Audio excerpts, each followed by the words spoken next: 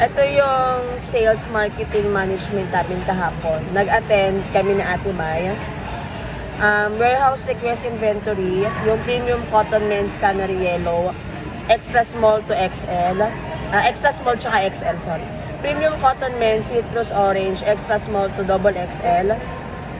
Premium cotton men's fatigue, tsaka premium cotton men's na dark green.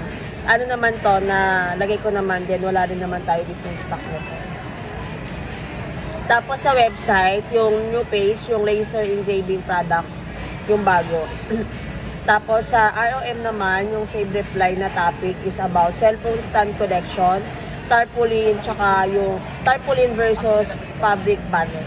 Yung pagkakaiba nila pareho. Sa OLM naman, sa SP, yung bundle with shirt, yung two-tone polo with print. Sa PYD naman, price starts on print. Sa TIT, focus on product with print. Yung scrub suit set, 399 na siya with Embro logo. With minimum, 6 pieces ha. Sa Treasury naman, merong cost of refund na 12,000. Tapos, meron din complaint dito yung kay Fisher Mall.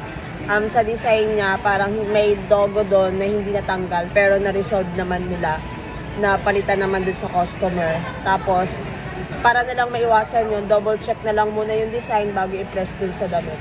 Para at least tama yung design na malalagay dun sa damit.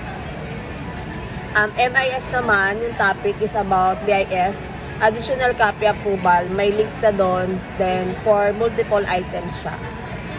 Then, sa audit naman, yung garments and consumable posting every Thursday siya.